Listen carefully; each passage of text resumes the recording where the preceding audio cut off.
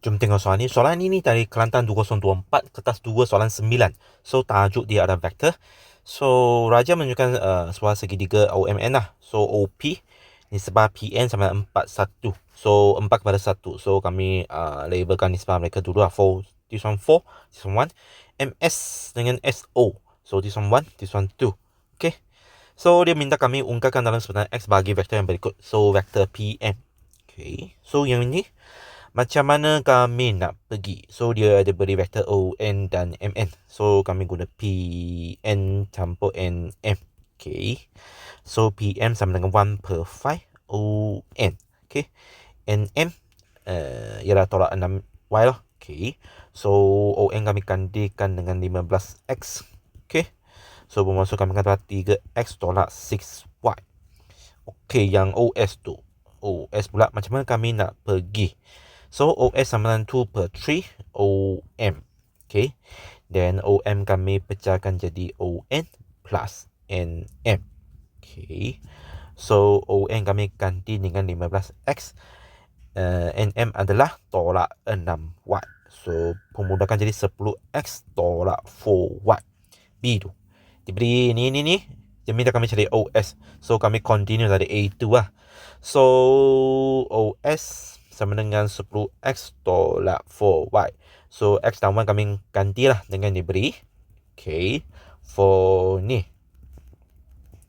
So sekarang kami pemudahkan jadi 34I tolak 8J. So tapi dia minta modulus magnitude lah. So square root of 34 square plus negative 8 square. So overall 2 square root 305. C tu. Diberi PT sama ni. TS sama ni. Dia minta kami cari hash dan K lah. So hash dan K ada pemalah. So sini kami nampak sini ada PT, ada PM, ada TS, ada NS. So bermaksud PTMNS lah. So kami mau ambil mana-mana satu vektor yang sesuai. So tapi kami ungkapkan dia dalam dua cara lah. So di sini saya gunakan vektor PT lah. Okay. So secara direct PT dia diberi itu HPM. Okay. So kami guna yang A1 kami dapat lah. 3x tolak 6y. So this one will get 3xx minus 6hy. So kami mau ungkap lagi satu vektor PT. Tapi mau guna cara lain lah. So kami guna laluan PO plus OS plus ST. Okay. So this one PO sama dengan negative 4/5 bagi vektor ON. OS pula kamu sudah dapat di A2 10x tolak 4y.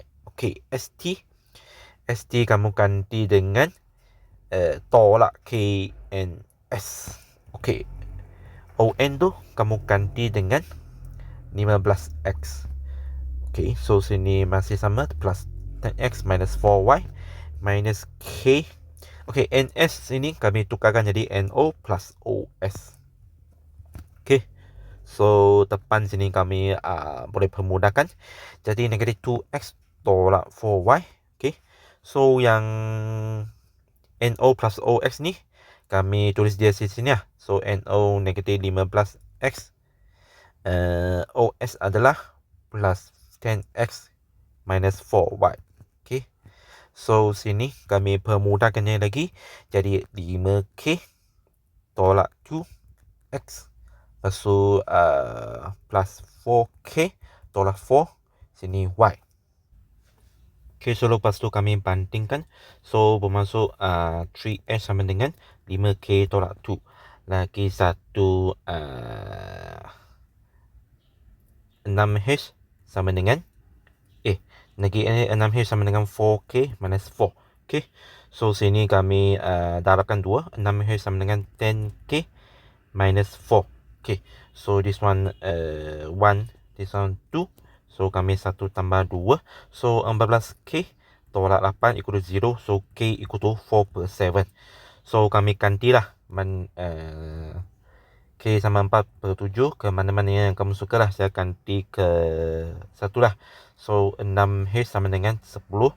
4/7 minus 4. So sini H kamu dapat 2/7.